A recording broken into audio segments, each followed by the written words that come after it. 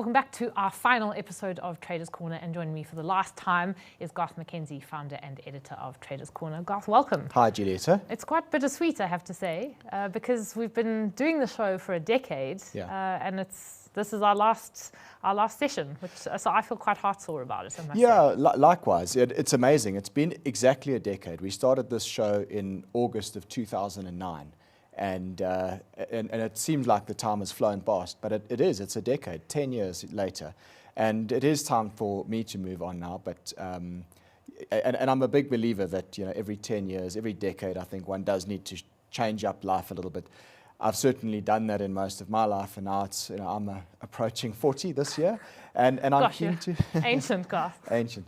And I'm keen for new challenges and new things, and it's not the end of me. I mean, I'm not gone forever, but I am going to be seeking new opportunities, new possibilities. And as the viewers know, I'm moving overseas. I'm going to the UK, and I will be picking up the Traders Corner concept from there and taking it forward. Yeah. But let's maybe remind people why we started the show in the first place and how it came about. Yeah, well, back then, as I said, 2009 we started, and I had just finished a stint in the corporate world. My first decade was in the corporate world. I ran a derivatives trading desk for BOE Stockbrokers, which has subsequently become part of Nedbank Private Wealth. And that was a great time. But by the time I was sort of in my late 20s, approaching 30, I decided that I wanted to get out of corporate and do something more entrepreneurial.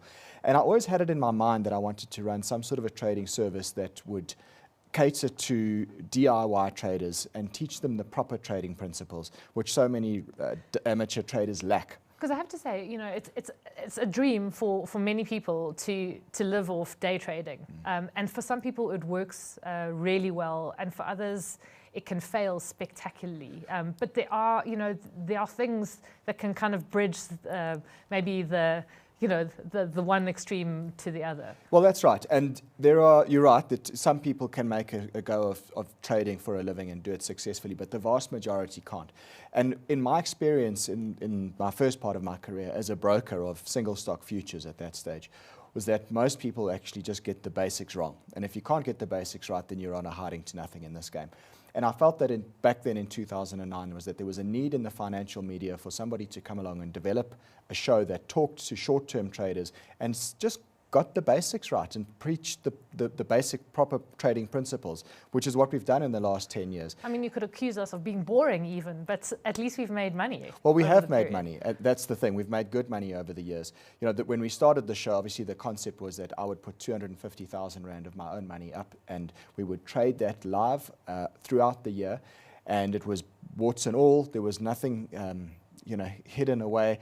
It had to be honest. I had to be accountable to the viewers and come back every week and say, well, either we did well on the trade or we didn't, or we had to take a stop loss. And I really wanted for the show to portray trading in a realistic light and not to make it more glamorous than what it is, because I think a lot of the time, you get marketing out there that makes trading seem more glamorous than what it is, and in fact, it's not. Like you said, proper trading actually is quite boring. Yeah, in fact, I got a call today saying that if I just joined the Forex program, I could make 10 to 15,000 Rand a month. So wow, I said, that's great. I don't know any Forex traders who do that. No, I get those phone calls all the time as well, and they're most unwelcome, because the reality is that there are vulnerable, gullible people out there who will actually believe that type of marketing hype. So we wanted the show to be honest and to teach people what trading really is all about, without all the glam and the nonsense that's out there. But as you say, I mean, there can be spectacular successes, but maybe the success is to have a consistent performance. And it's actually been 10 profitable years. And I know, in last week's show, we discussed we had to close out the portfolio because you are leaving soon. Yeah. It hasn't been a great performance. In fact, it's been the worst performance in the decade that we've been running the show. But you've made a profit every year, and every year there's been money to go to a charity, which is also one of the great things about this program. Well, that's right. So I compiled a table that actually shows all of the years that we've done this. So there's over the last 10 years. Those are the percentage gains that we've managed to achieve in each of the last 10 years. You can see that our best years really were between 2012 and 2015, where we were ratcheting up annualized profits of 50% plus or 40% plus in some of those years. So there have been some really spectacular years over the course of the last decade. Some obviously not as spectacular as others, but like you said, we have been consistently profitable every year. And if we take this step one step further and actually look at the Rand values, You can see them on the right-hand column there in that table, and that shows the actual rand value of the profits that we've managed to make on this show every year. And it's impressive, I must say. I'm very happy with that. I mean, you can see over the course of 10 years, we've achieved profits of 789,000 Rand off a starting capital every year of 250,000 Rand, which we then trade throughout the year. At the end of each year, we give the profits away to charity, and then we restart at the beginning of the next year with another 250,000 Rand and repeat the exercise. So, I'm delighted with what we've managed to do from a philanthropic perspective, but also from a perspective of educating the viewers, providing good quality content to BusinessDay TV, and teaching people proper trading principles. I mean, what are the lessons, do you think, that you've learned, and maybe hopefully that our viewers have learned along the way? Because, I really hope that people have taken our show and walked away with, a set of tools that they can use, that they can actually go on and further their own trading careers with. Yes, well, that's it. I think the first lesson is that you never stop learning.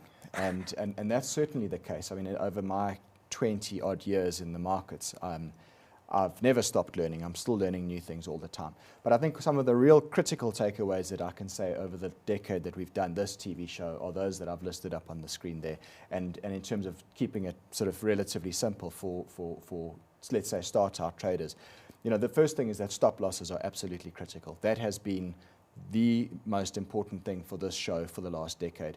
We've always stuck to our stop losses. We've always made sure that our losses are small, and that has saved us from any catastrophic situation. So the stop losses are absolutely critical. Second thing is that your position sizing is also very important. It's one thing to have a stop loss, but you can't have an enormous size position and then your stop loss can still hurt you.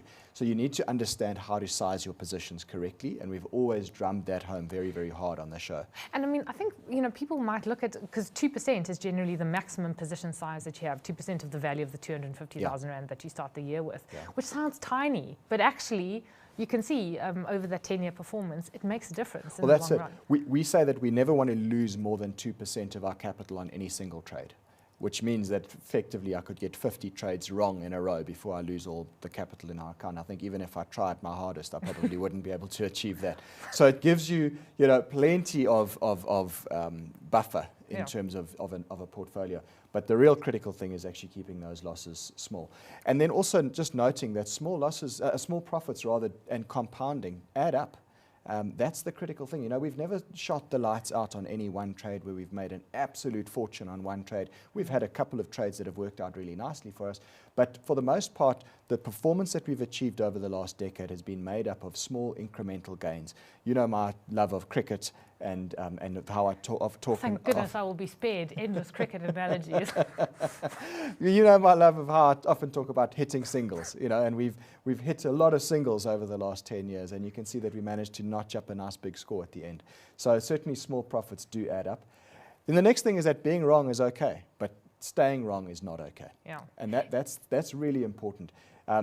Trading is a game of probabilities at the end of the day. So you need to put yourself out there, have a go, and if you happen to be wrong, admit it. Don't try and stick with a losing trade. If you're wrong, and get out and move on to the next thing. Staying wrong is not okay, but being wrong is part of the nature of this business. I mean, just remind us, and I think it's the people who I think of as the veterans, yourself, even though in age years you're pretty young still, but David Shapiro, Wayne McCurry, I mean, they talk about if you can get 60% of your trades as winners, you are doing really, really well. So always also have that in the back of your mind. Well, that's absolutely correct. The other thing to add on to that is, yes, if you're getting 60% of your trades as winners, that's great. However, what you also need to get right is that your winners need to be bigger than your losers. And that's the critical thing. And that talks to risk to reward ratio. So the reward that you make on your winning trades needs to be a lot more than the loss that you incur on your losing trades. And then the psychology, and we've talked about it often, especially when we're going through weaker patches. We don't often talk about the psychology of exuberance or when everything is going right, because those are very rare streaks, I have to say, and have been maybe increasingly so in the last couple of years. But not every loss is a permanent defeat, especially if you've taken kind of correct position sizes on your trades. That's it. When I was at school, there was a saying on the back wall of one of my classrooms, which has never left me. It's always stuck with me, and it's important. Never see a setback as a defeat, and I think that's so critical in trading. you are going to have setbacks. You're not going to get it right all the time. There are going to be times where trading is incredibly frustrating and incredibly difficult. And you've seen it. I mean, we talk off air, and you've seen times when I've come in here and I'm miserable and I found the going is really, really tough.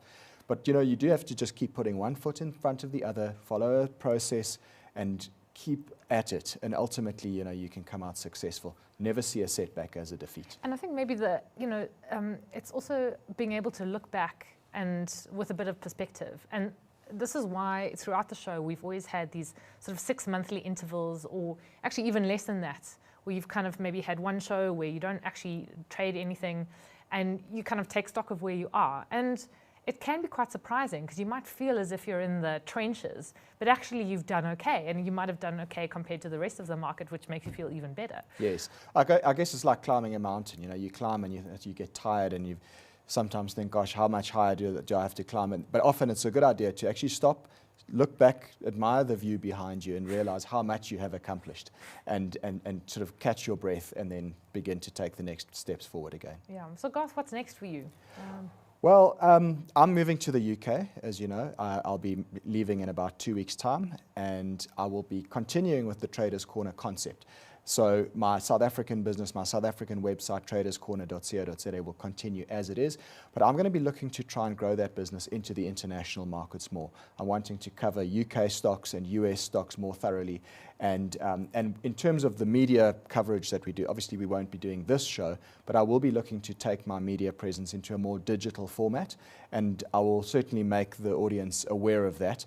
And I'm not going away. I mean, it's not the last you're going to see of me. No, I'm just going to be not. in a different place, doing slightly different things and exploring new opportunities and new possibilities, which I must say I'm really excited about. Yeah. As I said, every decade I think it's a good idea to reinvent yourself a little bit, and that's certainly what I'm looking to do in the next couple of months. And just, I mean, people can also get hold of you. You know, we always put up, the email. That's going to stay the same as you move across. Yes. The water. Yeah, it is. It is. So my website is TradersCorner.co.za, and if you go to that website, you'll see there's always a link in the middle of the page for a free weekly email. We've managed to gather the email addresses of thousands of viewers and subscribers over the years. So I have everybody's details there, and I will be using that mailing list as a vehicle to continue to communicate with our audience going forward. So if you're not on that emailing list and you would like to get in touch and just keep in contact with me and with Traders Corner in general, please go and register, and we'll send you information as and when progress happens with my future developments. Yeah, and I have to say, I'm very grateful to the audience, and I'm very grateful to you, Garth. It's been a real fun journey, and I'm really going to miss you. Yeah, I'm going to miss you too, and it's been fun. Thank you very much for all your support over the years, and also thanks to our audience. You know, we've got a super fantastic audience out there that provides me with a lot of support on Twitter and on email and etc. It's fantastic to see, and a big thank you to our audience for all the support over the years. Yeah, cheers, Garth. All the best. Bye. That is Garth McKenzie, founder and editor of Traders Corner.